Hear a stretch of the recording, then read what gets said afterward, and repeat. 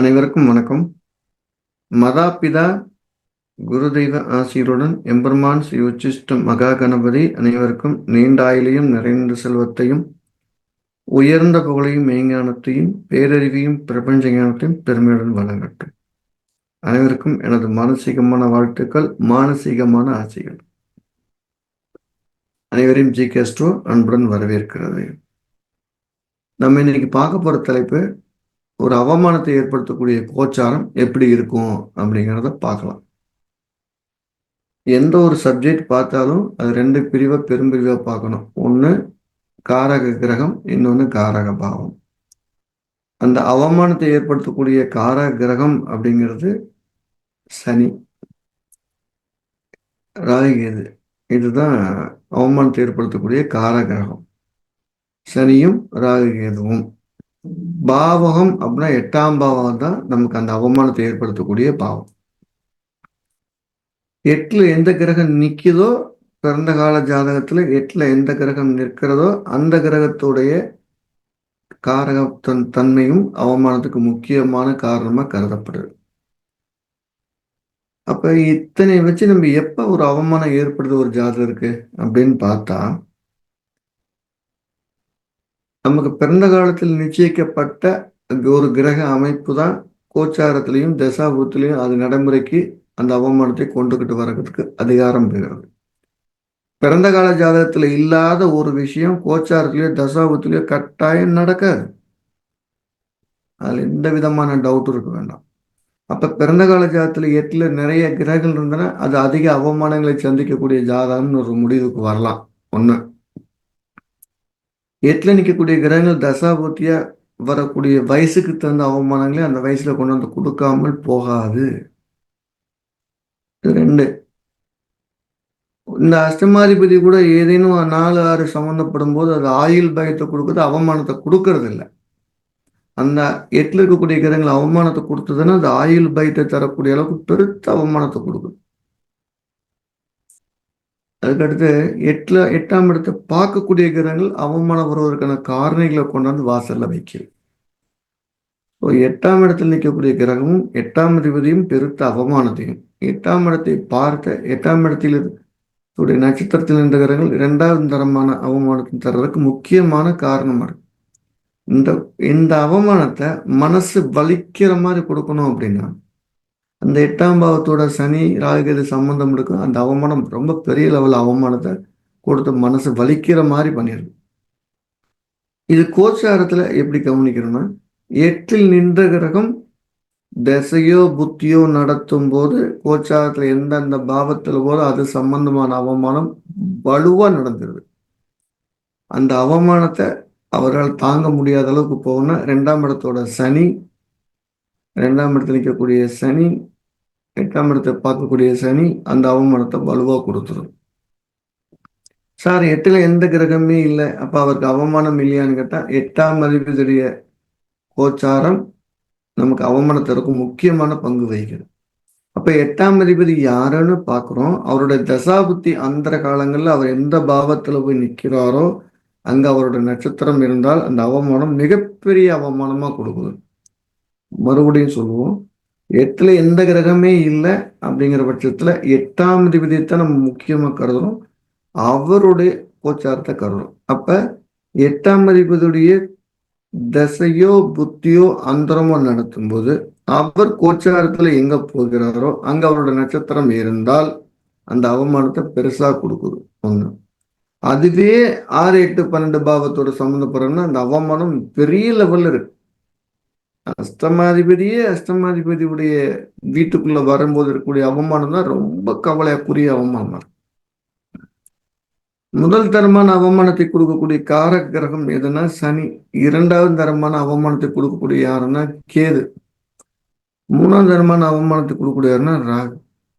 சனி தரக்கூடிய அவமானம் உங்களுடைய கௌரவம் சம்பந்தப்பட்டதாகவும் சிறு சிறு செயல் சம்பந்தப்பட்டதாகவும் இருக்கும். அது சட்ட நடவடிக்கைகளுக்கு அந்த அவமானம் போகாது.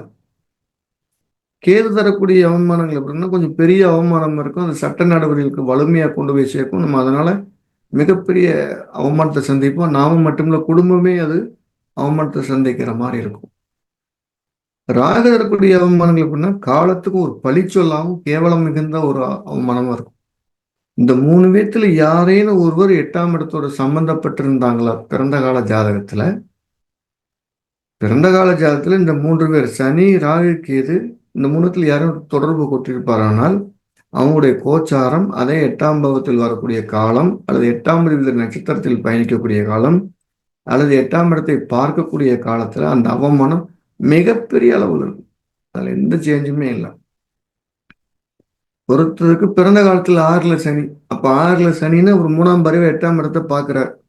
அவருக்கு சனி புத்தி வருது, கோச்சாரத்துல அவர் 2ஆம் பாவத்துக்குள்ள வந்து நிற்கிறார். அப்படிங்கிற பட்சத்துல அந்த 2ஆம் இடத்துல வரக்கூடிய கோச்சார சனி 8ஆம் இடத்தை பார்க்கும். அந்த சனி புத்தி காலங்கள் வரைக்கும் சனி 2ல பயணிக்கக்கூடிய அந்த காலத்துல அந்த அவமானம் பெருசா இருக்கு. அந்த கோச்சாரத்துல சனி பயணிக்கக்கூடிய காலத்துல அந்த வீட்டுல சனியோட நட்சத்திரம் இருந்ததுன்னா அந்த அந்த அவமானத்துடைய அளவு அதிகமா இருக்கும். அதுதான் நம்ம இங்க கவனிக்க வேண்டிய முக்கியமான ஒரு விஷயம். ஸோ பிறந்த காலத்திலேயே ஒன்று நிச்சயிக்கப்பட்டிருக்கிறது. அது தசாபுத்தி காலமா இருக்கக்கூடிய காலத்துல அது நடைமுறைக்கு வர தயாராயிடுச்சு. அந்த கிரகம் கோச்சாரத்துல எந்த வீட்டுல போதோ அங்கதான் அது வெளிப்படுது. அதோட நட்சத்திரம் இருக்கும்போது 2 மடங்கா வெளிப்படுங்கிறது இந்த சுருக்கமான விதி தான் இதோட மொத்த அவமானத்துக்கான காரணம். 8ஆம் அதிபதி எந்த பாவத்தோட இருக்காரோ, எந்த பாவத்தோட தொடர்புல இருக்காரோ, எந்த பாவாதிபதிக்கு நெருக்கமா இருக்காரோ அது சம்பந்தமான அவமானத்தை அவர் சந்திக்காமல் அதை கடக்க மாட்டார். டவுட் இருக்கும். ஸோ ஒரு அவமானம் இல்லாம இருக்கணும் அப்படின்னா ஒரு தெய்வத்துக்கு பயந்து தெய்வத்தை கும்பிட்டுட்டு வரலாம். அது முக்கியமான தெய்வமாக்கிறது நானும் குலதெய்வ வழிபாடு அவமானத்திலிருந்து காப்பாற்றி கொடுக்கும். அவங்கவுங்க குலதெய்வத்திற்குரிய காவல் தெய்வத்தை கெட்டிய பிடிச்சு காலத்தோடு அப்படியே சமர்ப்பணமா கும்பிடக்கூடிய காலத்துல அந்த அவமானம் நீங்கும். மிகச்சிறந்த ஒரு குரு பக்தியும் அவமானத்திலிருந்து உங்களை விட்டு வெளியே கொண்டு வரக்கு மூல காரணமா இருக்கு.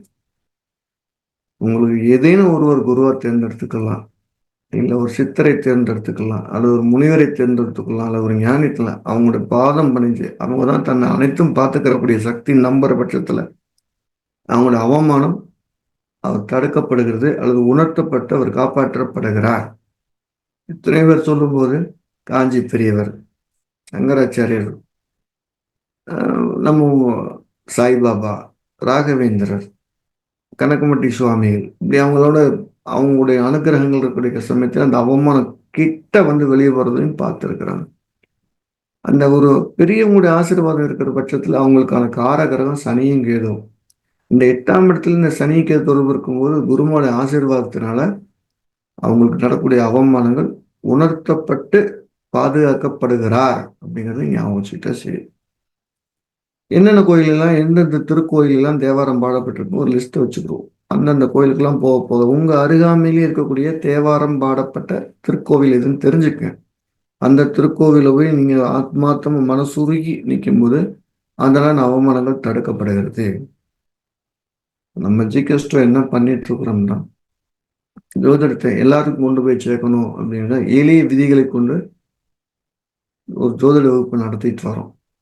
அப்படி யாராவது ஜோதிடம் படிக்கணும்னு விருப்பப்பட்டீங்க அப்படின்னா ஜனவரி மாதம் 26ஆம் தேதி ஜோதிட வகுப்பு நடத்த காத்திருக்கிறோம். படிக்க விருப்பம் இருக்கவங்க படித்துக் கொள்ளலாம். ஜோதிடம் ஏற்கனவே தெரியும், எனக்கு மேம்பட்ட அடுத்துக்கடுத்து உயர்நிலை அறிவு வேணுங்கிறவங்களுக்கு ஒரு பிரிவு பாடத்துக்கு அதுல இந்த அறிவிப்புல தாம்பூல பிரசனம் அப்படிங்கிற ஒரு பிரசன்ன முறை பிப்ரவரி மாதம் 8ஆம் தேதி 9ஆம் தேதி 2 நாள் நடக்க காத்திருக்கு. அதுலேயும் ஏதாவது படிக்கணும் இருக்கும்போது கீழக்க நம்பர் தொடர்ந்து பயிற்சி எடுத்துக்கொள்ளலாம். ஸோ ஜோதிடம் படிப்பதற்கு முன் ஜோதிடம் படிப்பதற்கு பின் உங்களுடைய நிலை, மனநிலை, வாழ்வின் தரத்தை கண்டிப்பாக உங்களால் உணர முடியும். அதுக்கு அந்த கிரகத்துடைய அனுகிரகம் பரிபூர்ணமாக இருக்கும். அதுக்கு எங்களோட டீச்சிங் மெத்தட் அப்படி இருக்கும். யாராவது ஜோதிடம் படிக்கணும் விரும்புனீங்கன்னா கீழக்க நம்பர் தொடர்பு கொண்டு பதிவு செய்துக்கலாம். உங்கள் வாழ்க்கைக்கு நீங்களே தலை சிறந்த வழிகாட்டியாக இருக்க முடியும் அப்படின்னு உத்தரவாதம் கொடுக்குறேன். மீண்டும் அடுத்த பதிவில் சந்திப்போம்.